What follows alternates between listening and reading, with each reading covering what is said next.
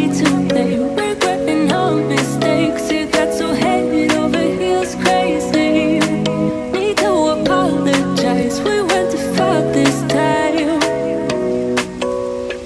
Come a little closer, there's something I have to say. I love you. Hi guys! So, welcome back to my channel. So, isang maulan na umaga po today dahil hindi ko rin alam kung talaga bang meron bang typhoon or LPA lang ba today. So, yun mga kalokatseras, after ng mga pagdalaw ng mga kaibigan ko dito yesterday, mga office mates ko before, na nag-aaya na naman sila na bumalik. So, next, hindi ko alam kung kailan sila babalik ulit. Siyempre, siguro yung mga hindi nakasama before ay maisasama na sa susunod na pagbalik nila dito. So, ngayon, ang aga-aga pa, ang aga namin umalis nanap kasi nanggaling kami sa church. So, ang aga, as in, umalis kami dito kanina ng mga past 5 AM pa lang. Then, nakabalik kami dito ng mga 7-10 AM. So, 1 hour lang naman din ang church. Then, next nun, so every week, ganun ang routine namin. Every Thursday ng morning, we make sure na kailangan nakapunta muna kami sa church. Then, Saturday morning or Sunday, ang balik namin ulit sa church. So, yun mga kalakatsera. So, syempre, diba? So, pag-gising mo pa lang, talagang kailangan talaga na marami ka ng lakas. So, diba? Mas mauna pa rin, syempre, ang pumunta tayo sa church. So, huwag tayo makalimot kay God. So, yun mga kalakatseras, ang sarap ngayong matulog. Sabi ko nga kina na wala na bang work from home talaga para mag-stay na lang siya dito. Kasi kanina sabi niya, sarap naman matulog. Samantalang ako pagdating, hindi na ako natulog. Nag-prepare na ako aga ng breakfast, so nag-cereals ako. Pero dahil gusto ko nga kumain, parang masarap kasi ngayon, di ba, maulan, simula ka, isang araw pa na malakas sa ulan ng kidlat.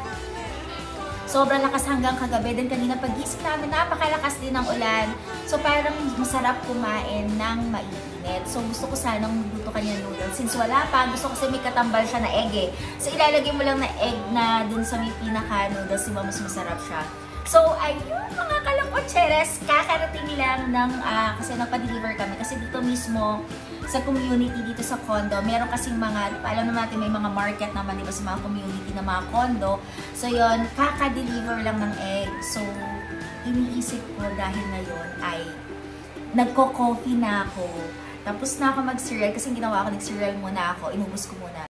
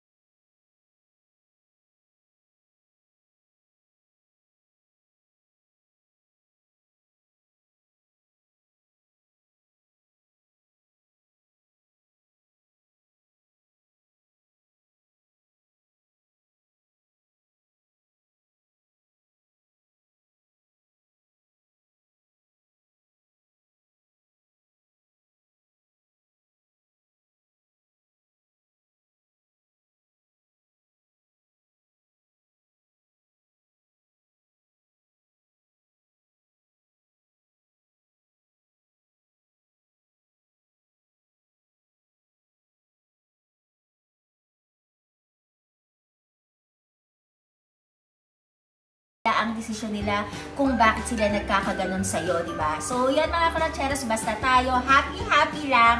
And, syempre, kapag naman mahal ka ng isang tao, syempre, pabrikan mo rin ang pagmamahal yun, diba? Ganun. Iba-ibang pagmamahal yan mga kalapatseras. So, syempre, diba, mas okay pa rin na maging totoo ka lang sa kaibigan mo para mas marami. At, syempre, hindi dahil meron ka ng bagong kaibigan ay kakalimutan mo na yung lumang mong kaibigan, diba? So, yun. Kaya, sabi ko nga, ayan, kaya kahit na magkakalayo na kami ng mga office mates ko, pinipilit pa rin namin sa GC or kahit saan na magkita-kita or mag-meet. Yun, nakakapunta na sila dito ngayon. Basta wala lang akong lakad. So, yun mga kalapatseras. And nga pala, shoutout nga pala kay Miss Kim Argulia. And dahil wedding na niya this coming Saturday. So, yun, virtual, nag-invite siya sa amin. So, intimate wedding ang gagawin niya. Sobrang happy ako sa iyo, Kimi. Kims, kasi talagang, diba, kailangan lang natin antayin, diba? Ayan, nag-propose na, dumating na, and hindi ko yun na-expect na ganun kabilis, ay ikakasal ka na. So, sobra ako nagulat kahapon. Actually, nakita ko yan, nakaupo lang ako dito ng mga after lunch. Ata, may bisita na ako, nakita ko na meron ng invitation pero sa virtual na wedding mo nga on Saturday. So, sobra. Ako nga happy para sa inyo ni Paul. And alam ko, bagay na bagay kayo talagang dalawa. Yon, sobrang happy ako. Enjoy yung araw na yon. And ngayon, hindi ka na single Paul, hindi ka na single Kims. So, yon, happy ako sa inyo. And sana magkaroon din kayo agad ng baby. So, same lang din sa akin yun ang prayer ko. Na sana magkaroon din ako ng baby. So, yun mga kalakcheras. So, yun yung pala yun. Yun lang yung mga gagawin ko today. And, yun na lang. Mag-aantay ako dito. And sana, kaya lang, talagang umuulan. Pero parang gusto kong umalis. So, dahil umuulan, baka mas mahirap din kasi, di ba? Pag umuulan, okay lang kapag nakapasok ka na ng mall, wala namang problema pag uwi. Kaya lang, parang ang lungkot lang naman kasi, di ba? Parang mas masarap ata sa bahay kapag umuulan. So, yun.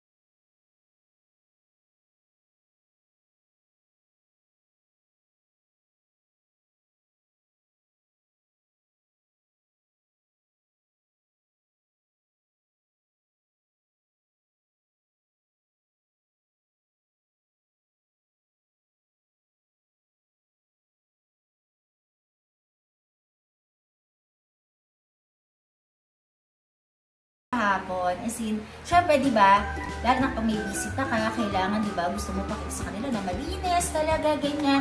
Syempre, di ba, minsan kanila magkakaroon ng bisita. And then, dun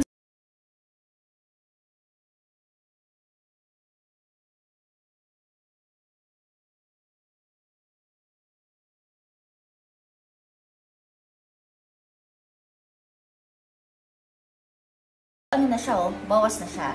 Binili ko to nung nag-staycation kami last time sa Seda. So, ganito na siya kaonte. Sabi ko nga kay ate, kung sakaling mabango, babalik at babalik. So, yun mga kratseras. So, yun. Aantayin ko lang muna ngayon ang pagdating ni MK Windows PH, Blinds PH. So, yun. Pero para maikabit niya. Then, kapag nakabit na niya, ipakita ko sa inyo mga kalakwatseras. Good morning mga kalakwacheras! So, today is Friday na. So, kahapon, hindi ko na ina-end yung video ko kung napansin niyo dahil hindi naman dumating si Kuya, yung magkakabit ng mismong blinds namin. Dahil sobrang lakas ng ulan. So, alam naman natin na may LPA kahapon na sobrang lakas ng ulan na sabi niya sa akin, is mababasa daw yung mga blinds kaya hindi daw siya makakaalis-alis. Kasi from Cavite pa si Kuya. So, katulad nga na sinabi ko. So, kanina, mga past 9 AM, nag-message siya sa akin. Actually, 9 AM pa lang yun. O, tama, past 9 AM, nag-message siya sa akin na on the way daw siya. Nagulat ako, mamaya nandito na siya sa harapan ng unit namin. So, yun, nagkabit na siya. And, thank you nga pala kay MK Window Blinds.ph dahil naikabit na niya yung lights namin! So, ayan na siya. Ayan. Katabi siya na itong blinds namin dito sa may window. Ito na yung sa door. So, medyo inangat ko lang siya ngayon kasi lumalabas-labas ako doon sa dirty kitchen or doon sa kitchen namin. So, yan. Tapos na rin ako mag-breakfast. So, yan. Okay na. And thank you rin pala kay Kuya dun sobrang bait dahil nung last time na yung blinds namin dun sa room na nakwento ko na ang nangyari is parang sumusobra. Parang magkahiwalay siya. Yung pinakita ko before ang ikot niya is pag ganon. Ayun pala gagawin pala dun. Pag nasagad mo pala daw sa pag-ikot ang blinds, kailangan mo lang kabila naman pala hatakin mo sa'yo. Okay na. And, grabe, alam mo ba nakakahiya? Dahil nagpabutas din ako kay Kuya Six kasi binubutas yan yung blinds na yan before siya makabit. So, may dala siyang driller. Pinabutas ko na rin. Itong pinaka-mirror na to. Ipapakita ko sa inyo mamaya yung window na kabit na yung pinaka-blinds niya. And pati itong napabutas ko at napakabit ko yung pinaka-mirror dito sa may side. Yung malapit dun sa sink. O, diba mga kalakatyeras? Sobrang nagpapasalamat ako kay Kuya dahil sobrang bait. And yon, sabi nga na meron pa daw siya pupuntahan sa Antipolo ngayon. Tiyatanong niya ako kung medyo malayo. Sabi ko naman, hindi naman ganun kalayo yan dito sa area namin. Kasi pag dito ka sa area lang dito, medyo malapit na yun dun sa may Antipolo. So, yun. Kasi marami pa daw siyang kakabitan ngayon. Siyempre, medyo naghahabol siya dahil ngayon, medyo maaraw na. So, parang ilang araw lang na maulan at kahapon na dire-diretso ang pag-ulan hanggang kagabi. So, yung mga kalakatseras, pakita ko na sa inyo yung mga windows.